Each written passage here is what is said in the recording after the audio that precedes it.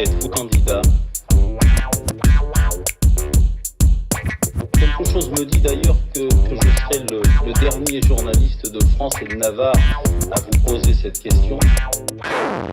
Qu'est-ce que vous voulez? Moi, je trouve que les élus aient une compétence.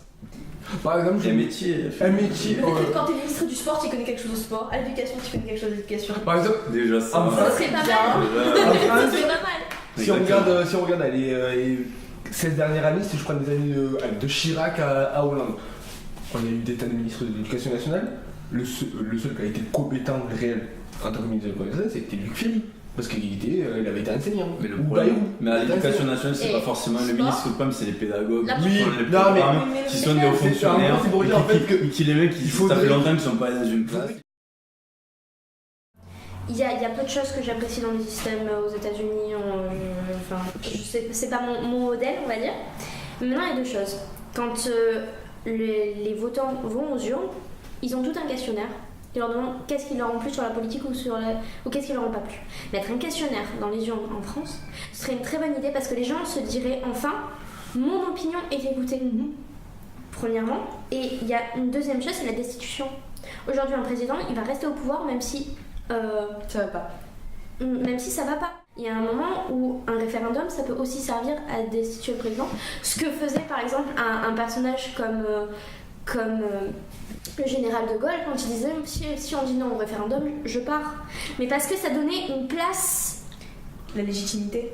Et de la légitimité, voilà. Mais c'est sûr que c'est et la raison pour laquelle il n'y a plus de confiance. Le vote blanc devrait être comptabilisé tout simplement parce que la légitimité. En fait, quand on vote, l'action de voter, on dit c'est un droit, un devoir, effectivement. Mais en fait, qu'est-ce que ça fait au final? Ça fait qu'on donne le droit aux gens qu'on élit de dire je le fais au nom du peuple.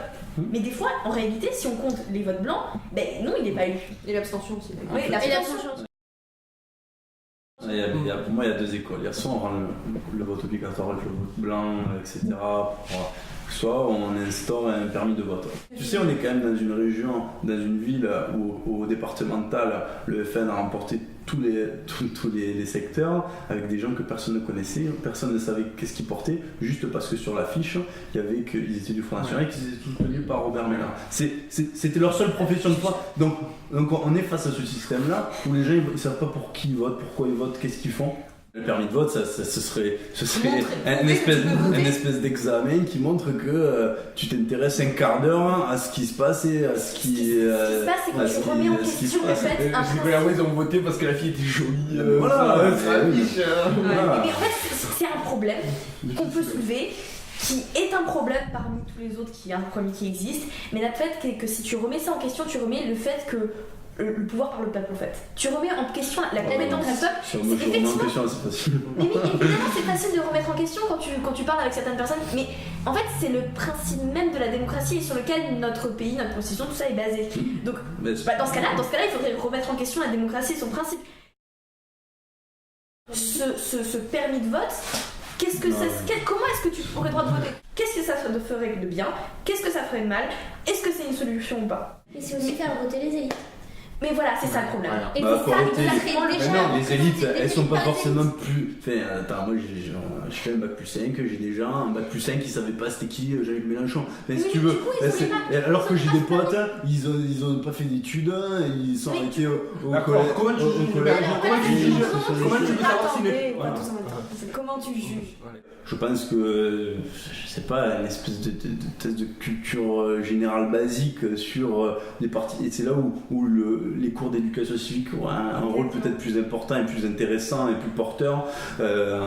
C'est apprendre les institutions, machin, que personne ne s'en souvient au final. Enfin, voilà, un truc qui sensibilise plus les gens. En gros, si les votants doivent avoir une compétence pour voter, il faudrait que les votants demandent à leurs élus d'avoir des compétences pour gérer un but.